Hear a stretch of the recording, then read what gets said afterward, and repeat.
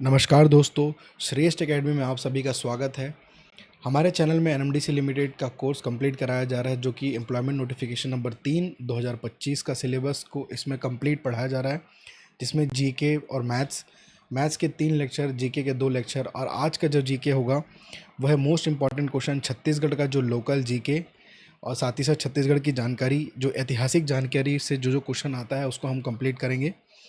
Start करते हैं आज के पहले क्वेश्चन से। पहला क्वेश्चन है, वेदों में बस्तर को किस नाम से जाना जाता है?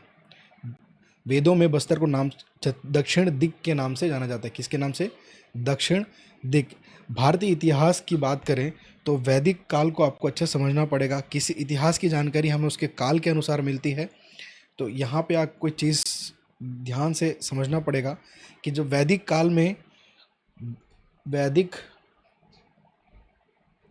काल में छत्तीसगढ़ के कोई भी प्रमाणिक साक्ष्य प्राप्त नहीं होते, ना तो कोई ग्रंथ, ना तो छत्तीसगढ़ संबंधित किसी भी प्रकार का प्रमाणिक साक्ष्य प्राप्त नहीं होता वैदिक काल में।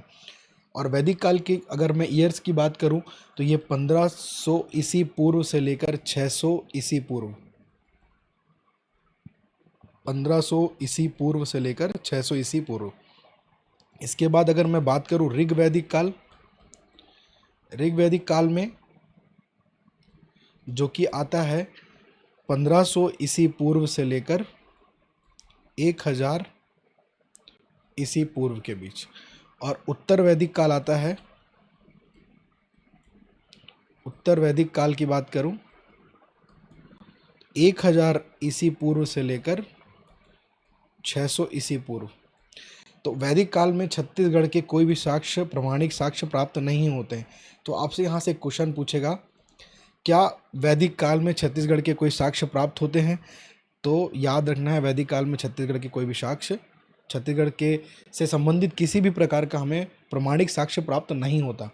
और ऋग्वैदिक काल में इसमें भी कुछ देखने को नहीं मिलता, क्योंकि अगर मैं बात करूं, अगर यहाँ पे आप मैप देखेंगे तो आर्यंस का आक्रमण इस क्षेत्र पे तब तक हो चुका था।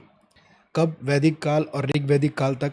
लेकिन इनका जो आक्रमण है अभी मध्य और दक्षिणी तरफ अभी तक इनका विस्तार नहीं हुआ था। किसका? आर्यंस का। तो ऋग्वैदिक काल में भी साक्ष्य प्राप्त नहीं होते। इस काल के निर्माता किसे कहा गया है? आर्य। ठीक है, जिनका विस्तार खासकर सप्त सैंधव प्रदेश तक ही सीमित था। अर्थात ऋग्वैदिक काल में आर्यों का विस्तार मध्य भारत एवं दक्षिण भारत में नहीं हुआ था। सिर्फ उत्तरी तक आर्यों का आक्रमण हुआ था। अगर मैं बात करूं सप्त सैंधव क्षेत्र यानी 7 नदियों वाला क्षेत्र, जैसे 7 नदी वाले प्रदेश कौन कौन से हैं? ये जो ऊपर वाला क्षेत्र है, खासकर ये वाला, यहाँ पे 7 नदियों की बात की जाती है, सिंधु, सतलज, झेलम, चेनाब और व्यास। तो ये सब क्या है? यहाँ पर 7 नदियों वाला क्षेत्र यानी सप्त सैंधव वाला क्षेत्र। कौन कौन सी नदी? सिंधु, सतलज, झेलम, चिनाब, रावी और व्यास। ठीक है, तो इसे कहा जाता है 7 नदियों का क्षेत्र। खासकर ऊपर वाले क्षेत्र को क्या कहा जाता है? 7 नदियों वाला क्षेत्र। तो आर्यंस का जो आक्रमण सिर्फ उत्तर भारत तक था, ना मध्य भारत और ना छत्तीसगढ़ भारत। जो दक्षिण भारत, कहीं पर भी इन आर्यंस का साक्ष्य प्राप्त नहीं होते। तो वेदों में बस्तर को किस नाम से जाना गया? दक्षिण दिक। ठीक है, अब देखो ऋग्वैदिक काल में जैसा कि आर्यंस का जो है मध्य भारत तक नहीं हुआ था आक्रमण, वह मध्य भारत तक नहीं पहुंचे थे। लेकिन बात करूं अगर उत्तर वैदिक काल, जो कि 1000 ईस्वी पूर्व से लेकर 600 ईस्वी पूर्व तक, ठीक है, उत्तर वैदिक काल में छत्तीसगढ़ के साक्ष्य प्राप्त होते हैं। और इसी उत्तर वैदिक काल में जो वेद लिखे गए हैं, वेदों में खासकर वर्णित है बस्तर के बारे में। और वेदों में वर्णित बस्तर का नाम क्या है? दक्षिण दिक। ठीक है, दक्षिण दिक के नाम से जानाता है वेदों में बस्तर को। तो खासकर किस पीरियड में? उत्तर वैदिक काल में। अब यहाँ से पूछेगा कि जो दक्षिण दिक किस वैदिक काल में, बस्तर का नाम दक्षिण दिक किस वैदिक काल के अंतर्गत आता है? तो आपको याद रखना है उत्तर वैदिक काल। तो यहाँ से एक क्वेश्चन और उठ सकता है अगर बस्तर में खासकर पूछा जाए तो। ठीक है, और उत्तर वैदिक काल के दौरान आर्यों का प्रसार मध्य भारत सहित छत्तीसगढ़ भारत में या दक्षिण भारत में पूरी तरह हो चुका था। छत्तीसगढ़ भी इस काल के ऐतिहासिक घटनाओं से अछूता नहीं रहा। ठीक है, जैसे इस काल में नर्मदा नदी का जो उल्लेख है रेवा नदी के नाम से वर्णन है, या रेवा नदी के रूप में जाना जाता था।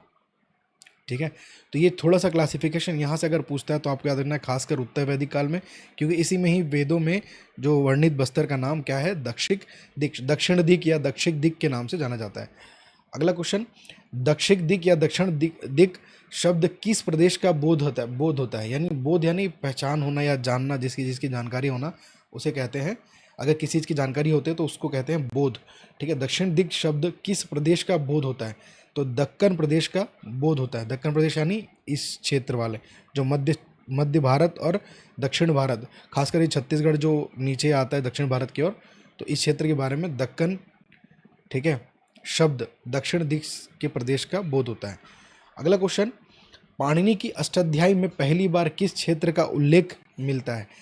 अगर मैं बात करूं आचार्य पाणिनि की, तो आचार्य पाणिनि की किताब है अष्टाध्यायी। आपसे देखो यहाँ से एक क्वेश्चन और मिल गया कि अष्टाध्यायी किसकी किताब है, तो याद रखेंगे आचार्य पाणिनि की किताब अष्टाध्यायी, यानी 8 अध्याय वाली बुक, यानी 8, उसमें टोटल लेसन कितने हैं, 8 अध्याय वाली बुक अष्टाध्यायी में पहली बार किस क्षेत्र का उल्लेख होता है, दक्षिण कौशल का उल्लेख होता है, दक्षिण कौशल का उल्लेख होता है। अगर मैं आचार्य पाणिनि की बात करूं तो यह जो संस्कृत के जनक, यानी भाषा संस्कृत के जनक, व्याकरण के जनक के रूप में इन्हें जाना जाता है।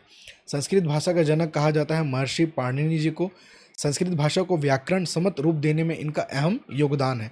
तो 8 अध्याय वाली अगर पुस्तक पूछे किसके है, तो आचार्य पाणिनि की। और इन्हीं आचार्य पाणिनि की किताब अष्टाध्यायी में किसका उल्लेख है, दक्षिण कौशल का उल्लेख है। किसका उल्लेख है, दक्षिण कौशल का उल्लेख है, दक्षिण कौशल का।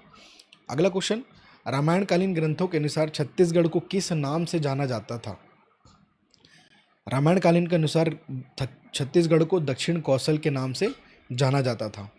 देखिए, रामायणकालीन की बात की जाए तो राजा दशरथ का विवाह किससे हुआ था, राजा भानुमंत, जो भानुमंत थे उनकी पुत्री भानुमति से हुआ था। ठीक है, भानुमंत, इसकी एक छोटी सी कहानी है। जब राजा दशरथ का राज्याभिषेक हो रहा था तो जो कौशल प्रदेश के राजा श्री भानुमत को अयोध्या आमंत्रण किया गया था, यानी उनके राज्याभिषेक में बुलाया गया था। तो उनके साथ उनकी पुत्री भानुमति, इनका नाम है भानुमति, और इनके जो पिता का नाम क्या है, भानुमंत। भानुमंत पिता और पुत्री भानुमति। अब भानुमंत और पुत्री जो भानुमति, ये दोनों गए थे राजा दशरथ के राज्याभिषेक में गए थे। इसी समय राजा दशरथ इनसे मुग्ध होते हैं, यानी इनसे प्रेम होता है और इनका विवाह होता है। किसका, राजा दशरथ और भानुमति का क्या होता है, विवाह होता है। विवाह होता है। विवाह के उपरांत अब राजा भानुमंत के कोई पुत्र नहीं थे, केवल एक पुत्री थी भानुमति। तो राजदुहिता होने के कारण, राजदुहिता का अर्थ होता है कि राजा की पुत्री, राजदुहिता। ठीक है, इसको अच्छे से देखा जाए तो यह है राजदुहिता। राजदुहिता का अर्थ होता है कि राजा की पुत्री कौन थी, भानुमति। और राजदुहिता, कौशल प्रदेश की राजदुहिता होने के कारण इनका नाम पड़ा कौशल्या। क्या नाम पड़ा, कौशल्या। क्या कहा गया, कौशल्या। तो आपको याद रखना है कि दशरथ का विवाह किससे हुआ था, भानुमति से, जिनको कहा गया कौशल्या के रूप से जाना गया, क्योंकि राजदुहिता यानी राजा की पुत्री होने के कारण, क्योंकि राजा के कोई पुत्र नहीं थे, इसलिए इन्हें कौशल्या के नाम से जाना गया।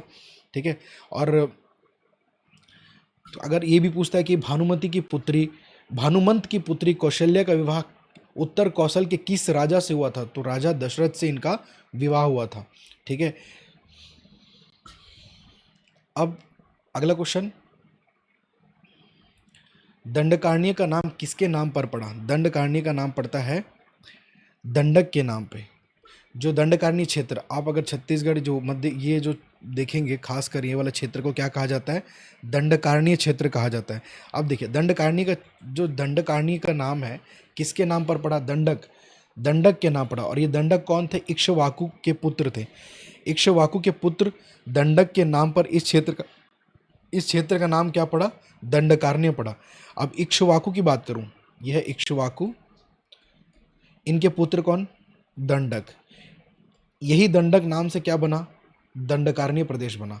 ठीक है, दंडकारण्य जो क्षेत्र कहानी जान लगा। अब इक्ष्वाकु कौन थे, इक्ष्वाकु सूर्यवंशी राजाओं के वंश के संस्थापक थे। किसके, सूर्यवंशी राजाओं, सूर्यवंशी राजाओं के वंश के संस्थापक थे। तो सूर्यवंशी के संस्थापक कौन थे? इक्ष्वाकु। सूर्यवंशी राजाओं के संस्थापक जो वंश है उस वंश के संस्थापक कौन थे? इक्ष्वाकु। इक्ष्वाकु के पुत्र कौन? दंडक। दंडक के नाम पे ही क्या नाम पड़ा? दंडकारण्य पड़ा। ठीक है, तो आपसे पूछेगा दंडकारण्य का नाम किसके नाम पर पड़ा? दंडक के नाम पड़ा। और दंडक के पिता कौन है? इक्ष्वाकु हैं। इक्ष्वाकु कौन है? सूर्यवंशी वंश के संस्थापक है। और भगवान श्री राम भी इसी वंश से थे। ठीक है, याद रखना है, भगवान श्री राम भी सूर्यवंशी वंश से थे। अगला क्वेश्चन, माता कौशल्या का मंदिर किस स्थान पर है? देखिए, हमने कौशल्या के बारे में जाना, तो माता कौशल्या का स्थान है चंद्रखुरी, रायपुर में मंदिर है। और इसकी बहुत अच्छी कहानी है। ये 8वीं 9वीं शताब्दी में पुरातात्विक दृष्टि से यह मंदिर सोमवंश के शासन काल में निर्मित था। किसके? सोमवंश। कब? सोमवंश के शासन काल में 8वीं 9वीं शताब्दी में। 8वीं 9वीं शताब्दी में सोमवंश के द्वारा ये मंदिर बनवाया गया था। 1973 में इसको पुनः निर्माण किया गया गांव वाले के द्वारा, क्योंकि बहुत टूट गया था। ठीक है, ढांचे टूट जाने के कारण 1973 में माता कौशल्या मंदिर को रिनोवेट करा गया, मैंने फिर से बनाया गया, थोड़ा सा सुधार किया गया। ठीक है, अब अगला क्वेश्चन, रामायण के अनुसार छत्तीसगढ़ की प्राचीन भाषा क्या मानी जाती है? देखिए, रामायण के अनुसार छत्तीसगढ़ की प्राचीन भाषा है कोसली। क्या है? कोसली। अगर मैं बात करूं खासकर छत्तीसगढ़ का प्राचीन नाम क्या है? दक्षिण कोसल। दक्षिण कोसल। दक्षिण कोसल के नाम से जाना जाता है प्राचीन नाम। किसका? छत्तीसगढ़ का प्राचीन नाम दक्षिण कोसल। और यहाँ की जो राजधानी है कुश स्थली। कुश स्थली यहाँ की राजधानी है। और बहुत जगह कुशावती के नाम से भी जाना जाता है राजधानी। छत्तीसगढ़ का प्राचीन नाम दक्षिण कोसल। और यहाँ की जो राजधानी क्या है? कुशस्थली। और छत्तीसगढ़ की प्राचीन भाषा क्या हो गई? कोसली। ये 3 चीज़ आपको रिलेट करके पढ़ना है यहाँ पर अच्छा से। ठीक है, अब देखिए यहाँ पे एक चीज़ और आपको याद रखना होगा। बस्तर के बारे में हमने अभी जाना, छत्तीसगढ़ के बारे में। छत्तीसगढ़ का जो प्राचीन नाम क्या है? दक्षिण कोसल। राजधानी क्या हो गई? कुशस्थली। कुशस्थली राजधानी हो गई।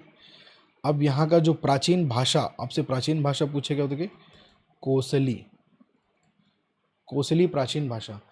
ये क्या है आपका? प्राचीन नाम। ये क्या हो गई? राजधानी। ये क्या हो गई? प्राचीन भाषा। छत्तीसगढ़ की प्राचीन भाषा क्या है? कोसली। अब मैं बात करूं बस्तर का। ठीक है, बस्तर के, विशेषकर बस्तर हमसे पूछा जाएगा। बस्तर का जो प्राचीन नाम क्या हो जाएगा? दंडकारण्य। दंडकारण्य। ठीक है, दंडकारण्य। और राजधानी मधुमंत। ठीक है, यहाँ जो विशेष बात की जाए, इक्ष्वाकु के पुत्र दंडक के नाम पर क्या पड़ा? इक्ष्वाकु के पुत्र दंडक के नाम पर क्या पड़ा? दंडकारण्य पड़ा। और इक्ष्वाकु जो क्या थे? सूर्यवंशी राजाओं के वंश के संस्थापक थे। भगवान श्री राम भी सूर्यवंशी राजाओं जो वंश से बिलोंग करते थे ना, भगवान राम भी इसी वंश से थे। तो आप क्या देखना है। अगला चीज हमने क्या देखा? चंदखुरी। चंदखुरी की बात की जाए तो इसका जो प्राचीन नाम है चंद्रपुरी। और इसमें अगर विशेष बात की जाए तो माता